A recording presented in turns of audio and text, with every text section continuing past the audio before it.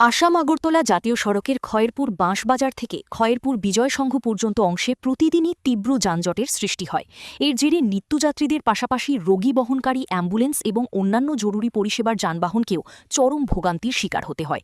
এই দীর্ঘদিনের সমস্যার স্থায়ী সমাধানের লক্ষ্যে প্রায় ৩০০ মিটার রাস্তা দুই পাশ থেকে সম্প্রসারণের উদ্যোগ নিয়েছে প্রশাসন। এই উন্নয়নমূলক কাজের অগ্রগতি পরিদর্শনে উপস্থিত ছিলেন পশ্চিম ত্রিপুরা জেলা পরিষদের জেলা সভাধিপতি বিশ্বজিৎ শীল।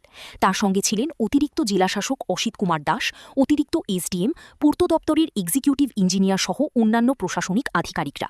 পরিদর্শনকালে রাস্তা সম্প্রসারণের কাজ দ্রুত এবং নির্ধারিত সময়ের মধ্যে শেষ করার উপর জোর দেওয়া হয়।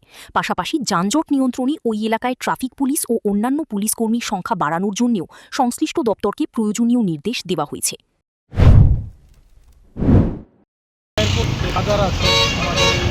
আমাদের লাইফলাইন আছে, তো সেটার মধ্যে প্রায় সময় সেখানে যানজট সৃষ্টি হয়। সেটা সকালবেলা সন্ধ্যার দিকে হোক বা দুপুরবেলা হোক, যে কোনো এটার মধ্যে প্রচণ্ড যানজটের সৃষ্টি হয়।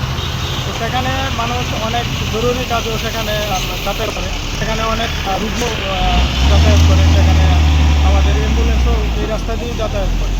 তো এত অনেক সময় 1-1.5 ঘন্টা 1 ঘন্টা পর্যন্ত সেখানে জাম লেগে থাকে।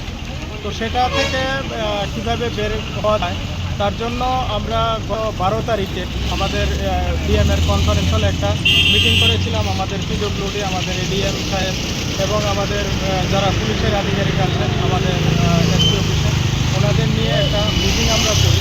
তো সেই মিটিংয়ে আমরা আমাদের পিডব্লিউডি ডিভিশন 1-কে সেখানে আমরা অনুরোধ করি যে এই রাস্তাটা একটু দুদিকে একটু চওড়া করা।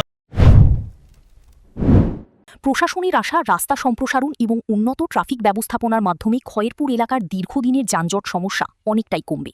এতে সাধারণ মানুষের যাতায়াত আরও নিরাপদ, সহজ ও স্বস্তিদায়ক হবে এবং জরুরি পরিষেবার যানবাহনও দ্রুত গন্তব্যে পৌঁছাতে পারবে। Bureau report, news now.